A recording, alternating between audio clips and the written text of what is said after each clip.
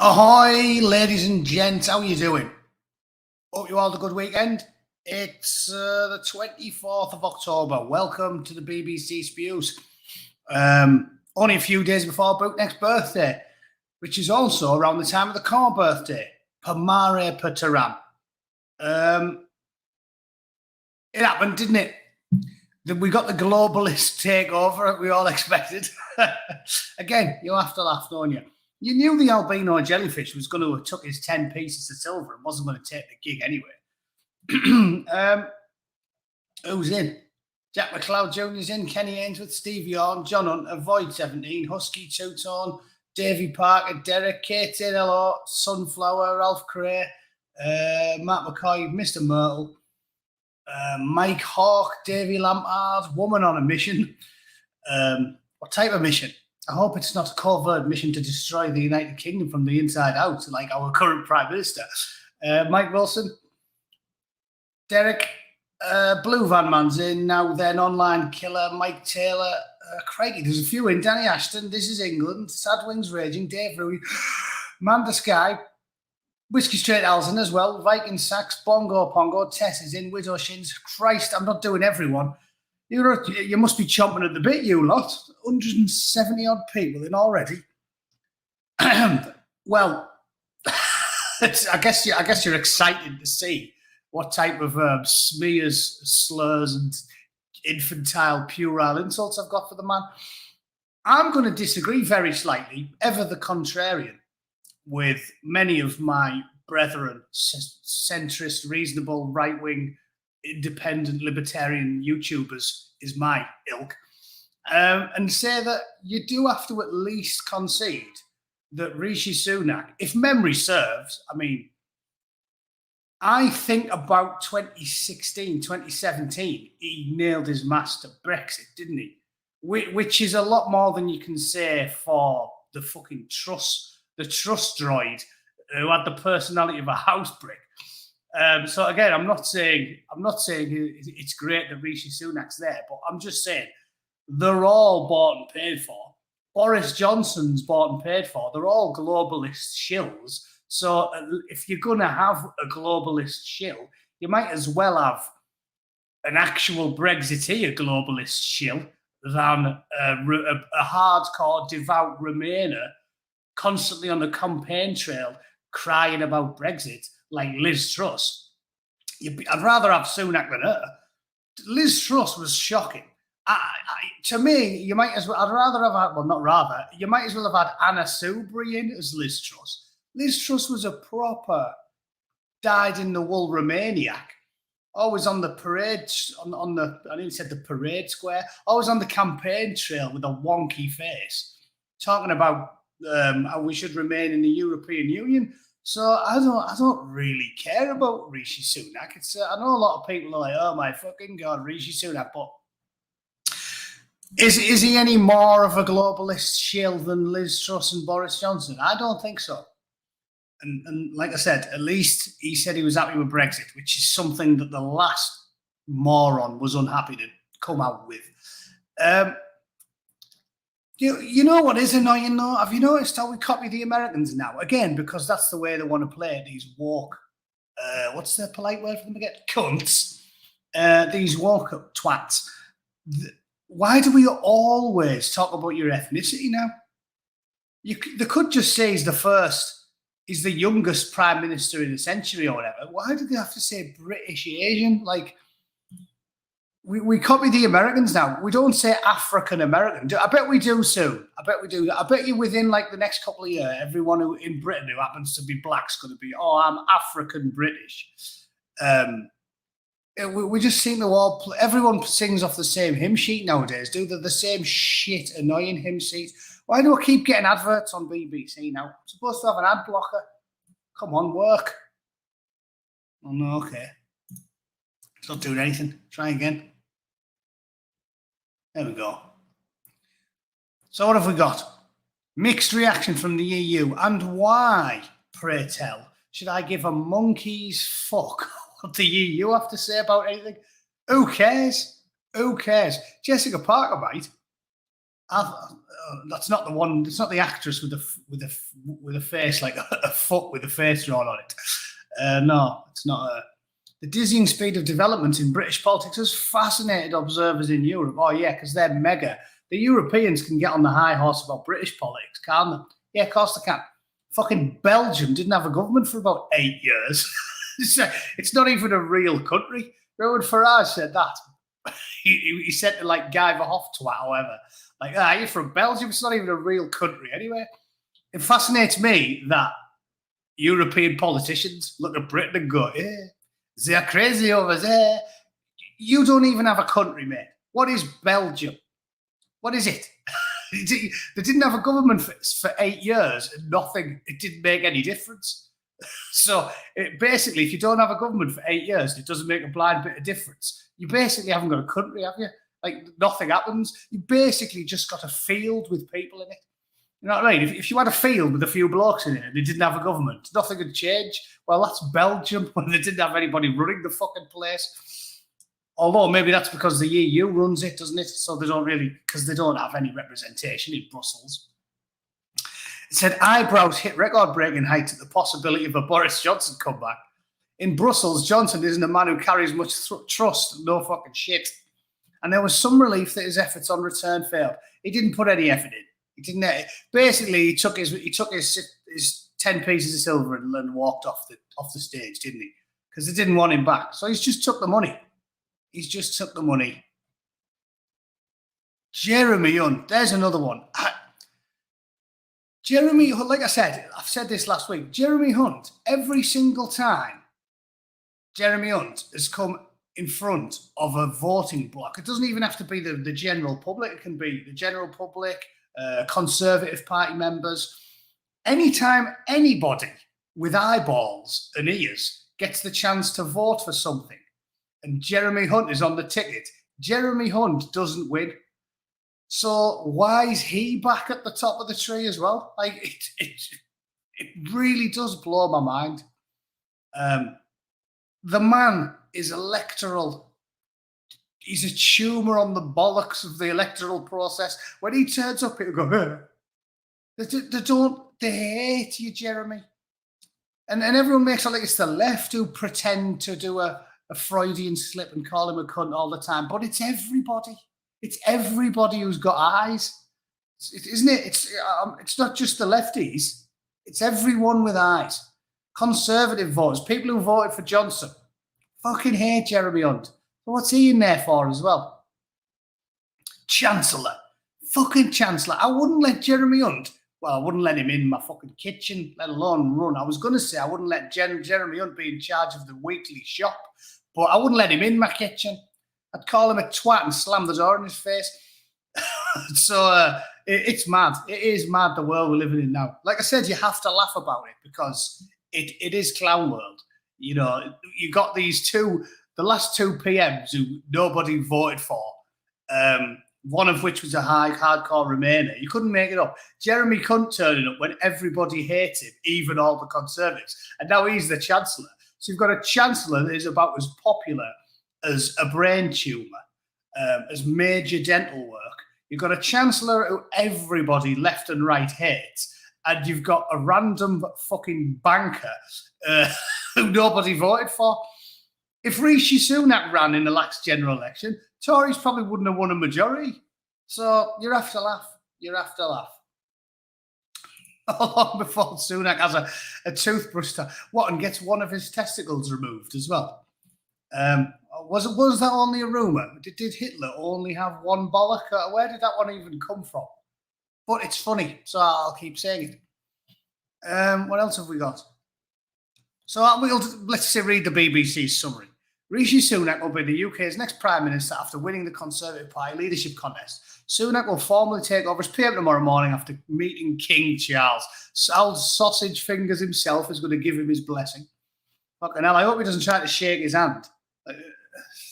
Just have to grab his big meaty fist and just give that a shake. Like, In a brief statement earlier, Sunak warned the country faced profound economic times. Hey, I'll tell you what. clearly he's a mind of great. He's got a Titanic intellect behind his oily facade, hasn't he? The country faces profound economic challenges. Well, bugger me with a prize-winning leak. I didn't know that. This is something else that's annoying, right? When you go on Twitter now, everybody is just constantly saying, "Oh my God, economic! Oh, look what Brexit's done! Look what Brexit's done! Oh my God, the economy's in ruins!" Right? Ignoring two obvious things. The first of which I must have mentioned 100 times in the last 3 years, probably ever since the pandemic started. But I told you lot this at the very beginning. I spelled it out because I told you the normal dynamics of internal politics in the United Kingdom. No, well, it's not even, it's geopolitics. It's all across the world. People that vote Conservative have natural conservative tendencies. They have a habit, a liking of tradition. They do not like risk. They don't like to take chances. They like stability and tradition and order, right? So when the lefty twats all started coming out saying, "Oh my God, we have to lock down harder, we have to lock down stronger, we have to lock down longer," I was telling you, it was all part of a game. The pandemic response was a political game. It wasn't about the pandemic response, because I'm sure some of you sensible twats who listen to the Angry Bootneck listened to that lengthy, I believe it was Brendan O'Neill who interviewed Lord Sumption. And Lord Sumption spelled out the whole thing. And he said, obviously, anybody with a hole in their ass, even a plumber knows it, let alone the WHO or the fucking people that direct public health policy. They knew a pandemic was overdue, because you get one every few fucking decades. Well, it's not few, a bit longer, but you get pandemics regularly. Every generation gets a pandemic, right? So they knew one was coming. So they had numerous meetings and had a massive plan. Every country in the developed world, and probably even the undeveloped world, because everybody gets sick, even if you're a fucking idiot living in some banana republic, you know, you're probably going to have to deal with disease at some point. So there was a plan. And just as you do in my old profession, right, in aerospace, you have to do lengthy risk assessments before you're going to do anything, because you're talking about public safety. Planes, you can't just park them by the motorway, walk to the next greasy spoon and phone the air. If a plane goes down, everybody dies. So you have to do risk assessments. You have to have a plan for risk mitigation and risk management. Every government in the Western world knew this and did this. And they had a document a foot thick saying, this is how often pandemics typically occur. This is when we think the next one's going to be. This is what we think the pandemic's going to probably be comprised of, the sort of vectors that are going to be used. This is what the response should be. All the way from A to Z, a foot thick document. This is our risk assessment. This is our risk management. And this is what our response is going to be to the next pandemic. And it was drilled and practiced and drilled and sent out to all the public health departments and the fire departments and the police departments and the territorial army and everybody else. Everybody knew the plan. And then the second the pandemic came in, they went, fuck the plan. What? The plan we drilled for, the plan we planned, the plan we trained for, the plan we did a risk assessment, the plan we spent millions formulating. Yep, fuck the plan, stick it in the bin. So if you don't think it was all part of some political game, you've got a head full of horse shit. And you don't have to be David Icke to think this. It's just a known fact. And Lord Sumption worked for the government. He's a fucking lord. That tells you all you need to know. It's not like he's not on the inside of it.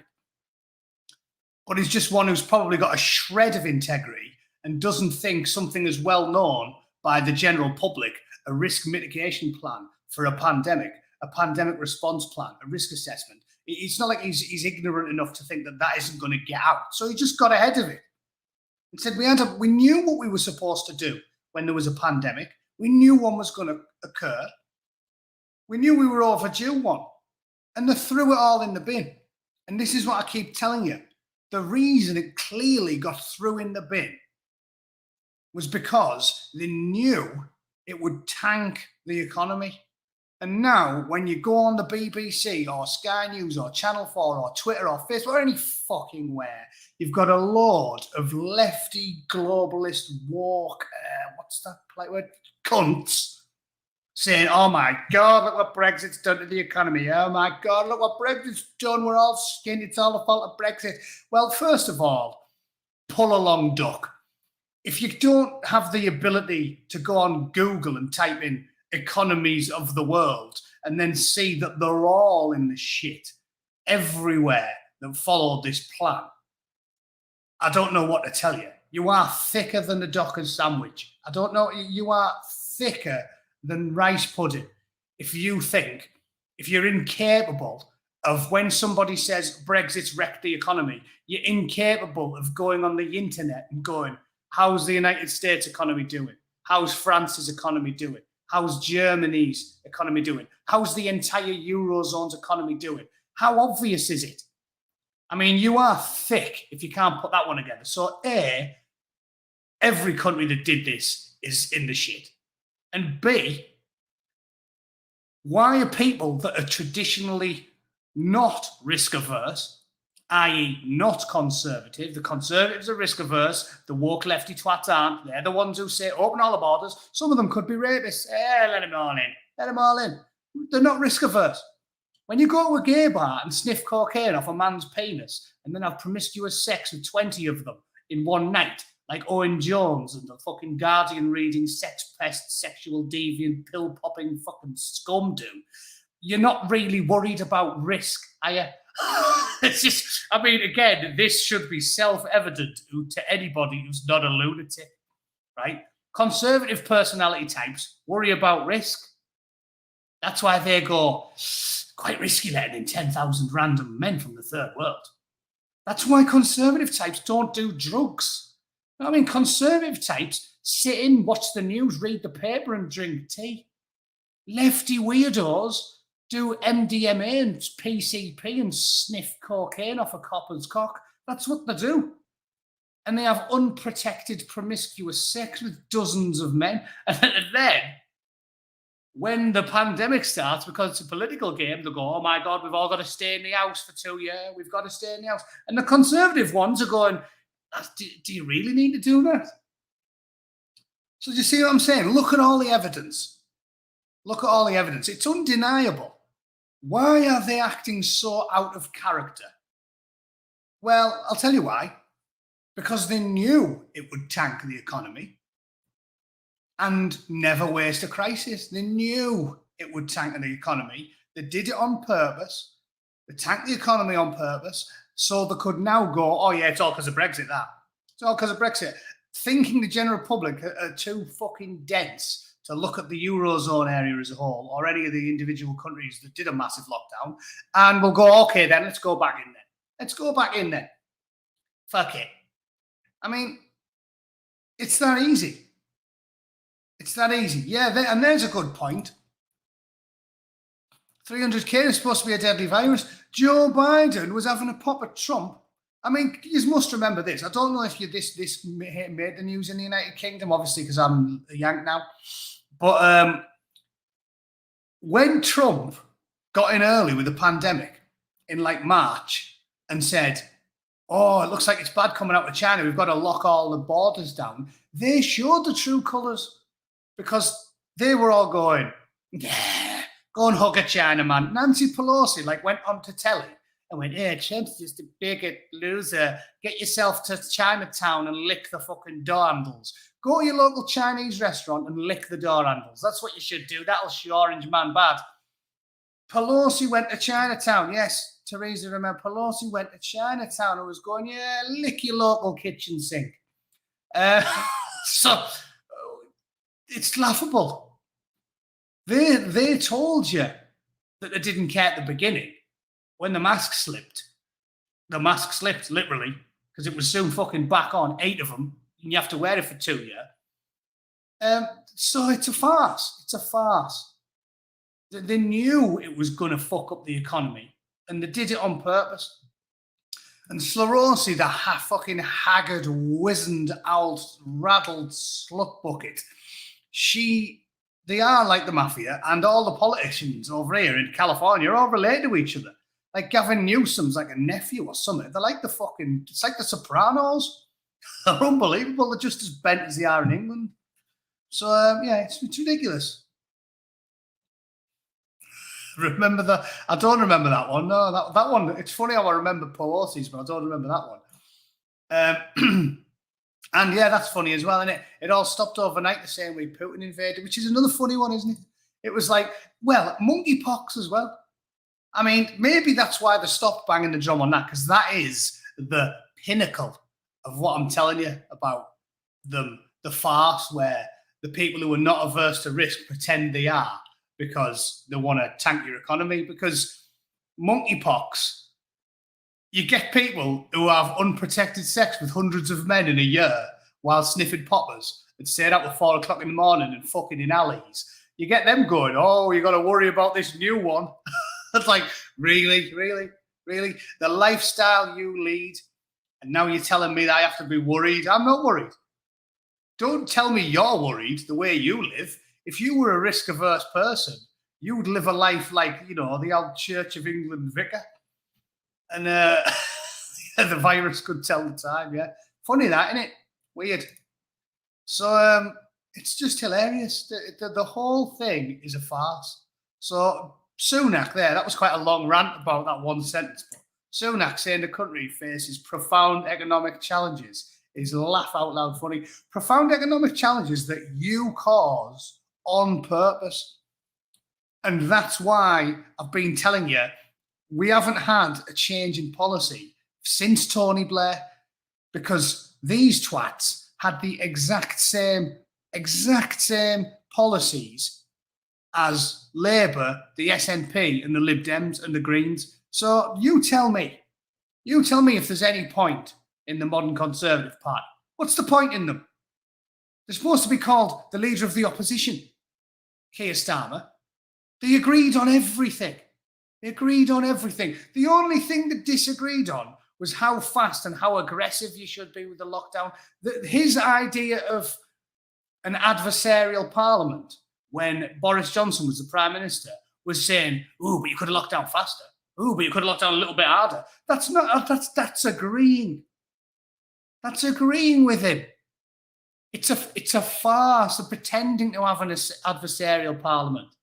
When he said we're going to lock down the economy and pay everyone to stay at home on furlough, an adversarial parliament leader of the opposition says, no, you aren't. You're not going to do that. You're going to do the opposite. You're going to let everybody go about the business. That's adversarial. You don't say, yeah, totally agree. Yeah, Mr. Prime Minister's the right honourable man's definitely correct in locking everybody in. He's definitely correct about furlough. He's definitely correct about masks and fucking vaccine mandates. But we think you should have done it a little bit faster. That's not disagreeing. That's this farce where you pretend like you're disagreeing. So the general public, like seals clapping it. Yeah, everything's working as intended. No, it's a stitch up. Everybody is doing singing off the same hymn sheet. It's a stitch up. And if you can't see that, you're the fucking mole man. I don't know what to tell you. Put her in charge. Who cares at this point? If they're all just going to do the same thing, joking aside, what is the point? You might as well have the hippopotamus in charge, because what they're going to do differently. It's exactly right, with the exact same policies. David Starkey said that, is who I'm parroting there. David Starkey said that in one of his lectures a couple of weeks ago. We've had a continuation of New Labour for 15 years. They didn't go away. They've done nothing different to Tony Blair. David fucking Cameron, old shiny head, 5-head Cameron. What was he? Nick Clegg. What a wanker. And then off to Facebook, working for the global elites who silence and ban everybody if you say things they don't like. You couldn't make it up. This is what, I was saying the other day. I watched Chris Thrall having a chat with David Icke. And honestly, I was amazed at how much my position's evolved in the last 3 years. Because the first time I ever talked to Chris Trove, I remember saying to him, I agree on some of these things, but I think a lot of these conspiracy theories are a bit out there. But ultimately, a wise man who isn't indoctrinated, who isn't a religious zealot, keeps their eyes and their ears open, and they'll change their mind. They'll follow new evidence to wherever it goes, no matter how dark the place it goes. A strong man faces the mirror, and a strong man will follow the evidence to whatever dark, dank sewer that it leads him. And I'm sitting there now listening to him talking to David Starkey, and I'm going, fuck me. I agree with like 90% of what he's saying now. Like, it's so obvious. And yet, because everyone's been conditioned to think people like him are complete nutters, they seize on one little thing, you might say, that's a bit out there, and then they just discount everything you say. Same as Alex Jones, just discount everything they say. But if you've got your eyes open and you pay attention, the truth shall set you free. The evidence is undeniable. So for the whole pandemic, that evidence is undeniable. That is undeniable to me, a reasonable centrist chap who thinks himself logical and purely logic-driven, especially with regard to everything Lord Sumption said, because everybody knows the government has a plan for a pandemic.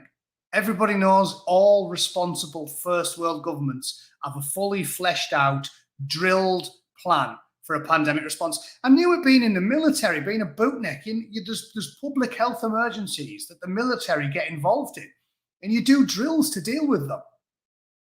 And it all went out the window to cause an economic collapse, to allow Klaus, the future, to allow Klaus and his megalomaniac Davos fucking Baron von Scheisserhausen, evil, weird Nazi fucking outfit with like big elaborate shoulder guards on and some sort of cult medallion, like a 5-pointed star on his neck. I mean, they say they hide in plain sight. He wouldn't look like more of a villain, a movie villain, if he dressed up like fucking King Kong. Although was King Kong a villain? I don't know. Freddy Krueger. If he come out in a stripy sweater with a big metal glove on and a daft hat and a face like a fucking frazzle. The future. I mean, you might as well just do that, Klaus. Just take out the middleman and just waltz out there looking like Jason Voorhees, a hockey mask and a fucking meat cleaver, because the bloke is just quite obviously a Teutonic, a humorless Teutonic twat, megalomaniac movie villain.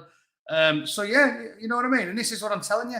You have to face the mirror if you think yourself a strong person. And I admitted to Chris Stroll in a comment on his channel. I was like, yeah, I was wrong. I always said, no, I'm not having that. I need to see evidence. Think. Don't take anybody's word for anything. But if you really listen to David Starkey, that's what he was saying. He wasn't just always saying, listen to me, I'll tell you. He says, do your own research. Just think about this and look into it and see what conclusions you come to. And after the last few years, I defy anybody who's not a maniac to look at the evidence and go, yeah, that wasn't all on purpose, especially the pandemic response. It blows my mind. So we did the exact opposite of everything. Fucking Baron Greenback. That's what I call Andrew Neil. I think Andrew Neil looks like Baron Greenback. You know, like he's a little fat, horrible. Like he's all hunched over, like a little fat. I think they should have stayed there, Yeah, Baron Greenback looking twat. Where are you? Chateau in France now.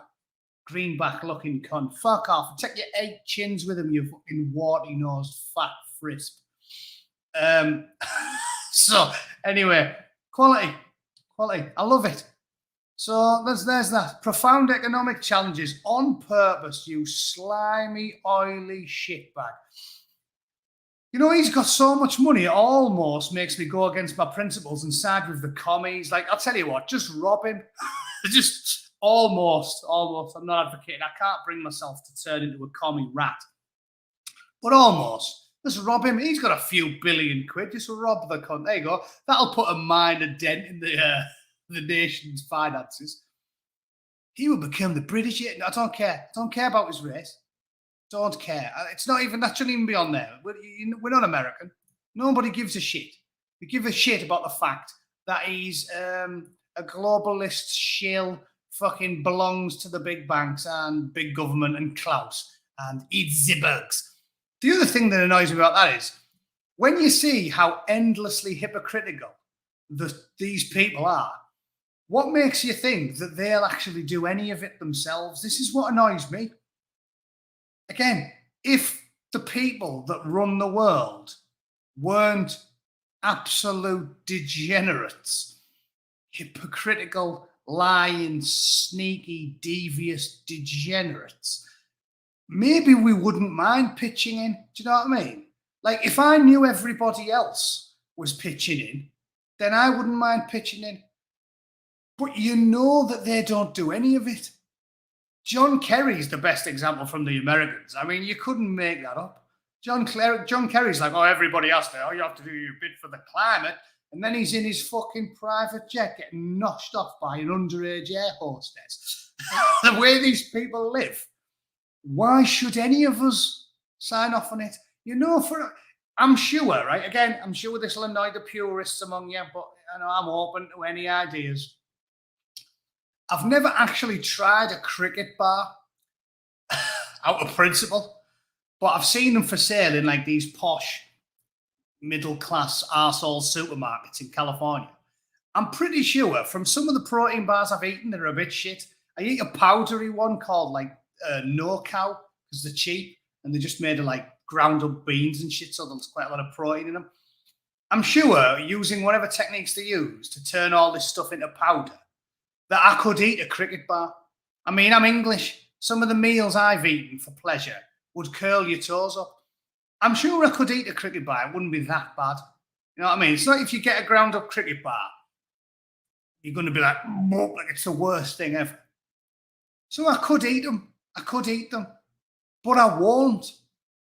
Out of stubbornness, because I know for a fact that these cunts want me to do it. Do you know what I mean? And this is why I keep saying it. It's like these globalist psychopaths don't realise the stubbornness of the average working class, especially men. Women are a lot more reasonable than men. Blokes are stubborn. If you know that the globalist evil psychopath wants you to do something, you do the opposite out of spite. So I probably could eat crickets if I had to. If they really, really, really wanted to put a dent in all the climate change bollocks, first of all, China and India and everyone would be joining in. And second of all, they do it themselves. But they don't. You know for a fact that I'd be eating the cricket bars and you'd be eating the cricket bars and John Kerry would be in a motorcade, in a Humvee, in a private jet, eating filet mignon. So fuck them. Fuck them. Like I said, the more taxes they put on me for climate change, the more I'm going to throw tyres in the sea. Fuck them. You put a new tax on me here in California. Oh, we've got to put climate.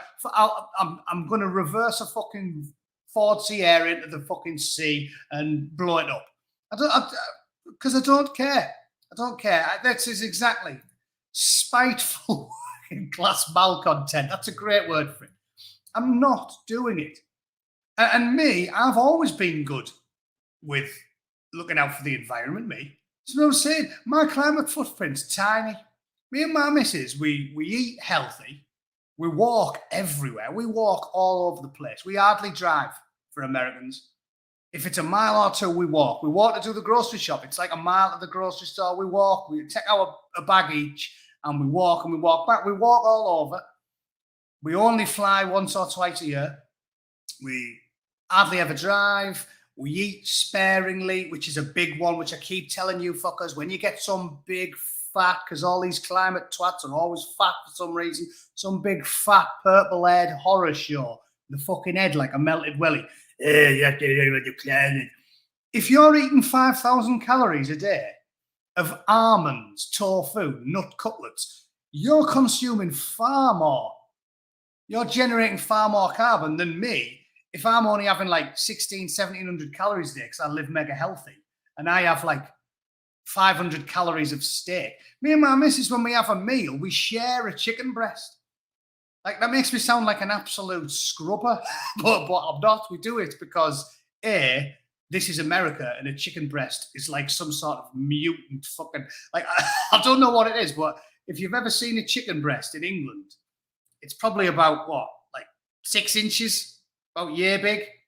Chicken breast in America is like, I don't know what the fuck they do to the mutant dinosaur chickens in America, but out here, we don't even eat a full chicken breast for you. You know, like, that's a normal portion in England. If you have, so you're having a healthy dinner, you'd have a chicken breast and a little bit of mashed potato and some greens. When we eat our dinner now, we have half each. We have half a chicken breast and then a bit of salad. I don't even do carbs most nights.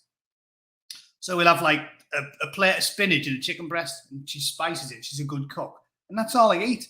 So if I'm eating that for my dinner, and fatty tensions, eco climate warrior is having 2,500 calories worth of fucking nut butter and vegan cutlets and chia garlic soy shit, your carbon footprint's way bigger than mine. Almonds is massively water. I've done this one. I did this one years ago. I went through all the foods. Again, because I win all these arguments with all these illiterate shit for brains walkers. I know how much carbon each product generates. And beef and chicken isn't that much worse than some of the big offenders that the lefties love, like nut cutlets and almonds and fucking avocados. So if you're fatty tensions and I'm normal 1,800 calories balanced diet carnivore, my carbon footprint's smaller than yours. And I walk everywhere because you're a big fat knacker and your legs look like 2 fucking upside down kebabs, you big fat manky woke cunt. Right? Don't you tell me that my carbon footprint's higher than yours when you're off the top of your thigh is like the circumference of a fucking small child's waist, right? You've got proper bingo wings with tyres on them and fingers like sausage rolls and fucking Battenberg all down your front. And you're telling me about carbon footprint. Fucking do one. They do my head in. Again, it's the hypocrisy. So it's the hypocrisy of the climate activists. It's the hypocrisy of John Kerry on his fucking private jet every day. Oh, you shouldn't be driving to the shops, Matty. Fucking hell. You've got your own plane, you big chinny twat. Chinny McChinnison. Have you seen the clip of John Kerry? He's fucking wonky. He's like Rocky Dennis. If you cross Bruce Forsyth with Rocky Dennis, you get fucking John Kerry. Isn't it? Because Bruce Forsyth, grey hair, massive chin. Rocky Dennis, wonky head. That's John Kerry. Bruce Forsyth, Rocky, Chinny McChinnison. And you fucking hell, you shouldn't be driving, Matty. Oh, you shouldn't be going for a drive. In your shitty 1.9 litre fucking Toyota. Oh, fucking hell, Matty, you shouldn't be going for a drive. As he takes off in his fucking 747. Eating sirloin steaks. Fucking hell, Matty, you shouldn't be having them chicken McNuggets, you cunt. Shut up. You fucking do one. I'm not interested in listening to these cunts. So yeah, bollocks. Who cares? I'm pissed off now. Talking about John Kerry makes me very angry. Hello, Rotten Politics. Glad to see you again. Rotten Politics, I haven't seen one of your videos for weeks. They must have unsubscribed me again, you Susan. Fucking slut. Susan, head like a plasterer's radio, that fucking welder's bench up in Silicon Valley. So yeah, I hate John Kerry. There's another one. Put him down on my shit list. I'll make a video about him.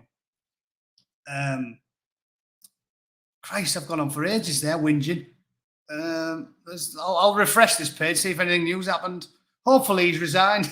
It's been 45 minutes. He might have resigned by now. Let's have a look. Breaking. What does the Sunak win mean for Scotland? Who cares? Who cares what they have to say? With an emphasis on stability and unity, Rishi Sunak appears determined to continue the policy of block. And yeah. There's another one I've evolved on. I'm with Hitch now. Let him go. Let him go. Seriously. Let him go. I'm sick and tired. You don't want to be forced to corral the Scots. And if you're a libertarian-minded chap like me, let him have a go. If the average Scottish person is happy with the never-ending, when they went on telly about 8 years ago and said, oh, it's a once in a lifetime opportunity. And then as soon as they lost, they were like, oh, we'll have to do that again next fucking week. Let them go. If the average Scotsman sees the way they've behaved in the last 8 years and says, yep, they'll do for me, let them go. Again, democracy works. I know it winds sad wings up. It works. It works. When you get what you deserve, democracy works. If the Scottish are stupid enough and ignorant enough to come out in, even though they cheat, because it should just be overwhelming. If they're stupid and ignorant enough to vote for that, well, let them go. Let them go. And like I said, history just repeats itself. The reason Scotland are in a union with England is not because the English invaded them in 1960. You know, I had an argument with a Scotsman, a Scottish squaddy when I was in Iraq. I think I've told this story before. I recognised this lad's face because he joined the Corps when I did in 1990. He joined my original troop and he lasted about 4 or 5 weeks. He was weak, little skinny ginger bloke, right? Robertson, I think his surname was. And then in Iraq, years later, when I was serving Bootneck with 4-2 Commando, I seen him standing on the gate of the Highland Fusiliers camp. So he'd obviously washed out of the Royal Marines and then went in the army, like a lot of people do, because it's hard to be a Bootneck, get your Green Beret. And I tapped this bloke on the shoulder, went, all right, mate. And then when he turned around, I seen he wasn't a Bootneck because he didn't have flashes on his arms. And I said, oh, sorry, mate, I thought you were a Royal Marine. And he went, ha, don't insult me. And I was like, oh, insult you? Go and ask that ginger cunt Roberts on the gate who tried to join the Corps, failed miserably and waltzed into your regiment. Go and ask him if he thinks I've insulted you, you silly daft cunt. All right. These blokes haven't got a clue. And if more than half the country are stupid enough to support the SNP getting independence from England, let them go. We're not going to miss them, are we? We're not going to miss them. And as I said, another bloke, a Scots bloke, said to me, oh, yeah. When I was telling him, it's sort of stupid being a militant Scottish nationalist because we've all been interbreeding for like thousands of years and we're all related anyway in the British Isles. And he said, oh, no. We built Hadrian's Wall, so we kept all the Romans out. I was like, we built Hadrian's Wall and kept the Romans out. You don't even know your own history, you thick twat. We built Hadrian's Wall to keep all you fuckers out, so we didn't mix with your blood. You don't know what you're talking about. Just like all commies that don't know anything about history. So the SNP have been telling the kids that the English are all rapists and we're all pedos and we all smell funny and they're the purebloods. And we invaded fucking Glasgow in 1965 and that's why England and Scotland are in a union. And if they're thick enough to believe it, let them go. I don't see how we're going to miss them. So let them do it. I'd be like, have a referendum. I couldn't give a fuck. And then this time they'll go, oh, 12-year-olds should be able to vote. And random Romanian gypsies should be able to vote. And our vote should count for twice. And whatever they want. Just let them. I'm sick of them whinging about it. I want to stay. Well, like I said, there's about 40% of Scotland seems to be based. But yeah, get a leaflet every week. I bet you do. This is what, and how long ago did I say this, lads? Didn't I say about a year ago, Scottish independence was definitely going to happen? It has to kick off because commies don't take no for an answer. Scottish independence will inevitably happen. It doesn't matter what they have to do. They will make it happen because commies don't take no for an answer. They lost the referendum. The once in a lifetime, once in a generation. And within a week, we need another one of them fuckers. Oh yeah, lower the voting age. Let the foreigners vote. Do this, do this, do this. It's cheating. Like I said, if the lawmakers change the law, technically it's not cheating. But it's cheating. The general public knows it's cheating. The commies play the long game. So they will get their independence eventually. Nothing you can do about it. You have to let it happen. Then let it kick off. I keep saying this. You don't get to vote you out of it. Commies. You don't get your vote you out of it. You've got to fight for it. So what will happen? I'll give you my prediction now. Eventually, Scotland will leave. Then there'll be commies, hardcore, untrammeled commie, because the English won't be holding them back. Then their economy will tank, just like it did the last time. They had to join the union.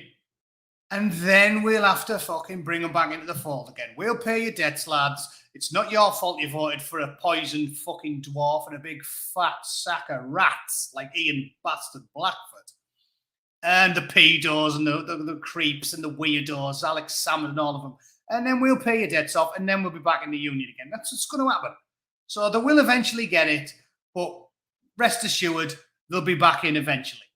So it's fine. It's fine. Just play the long game and chuckle at it all. That's what's going to happen. There's my prediction.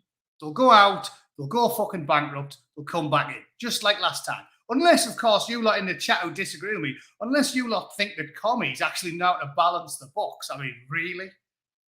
You think what? You think they're going to, an independent Scotland's going to be successful?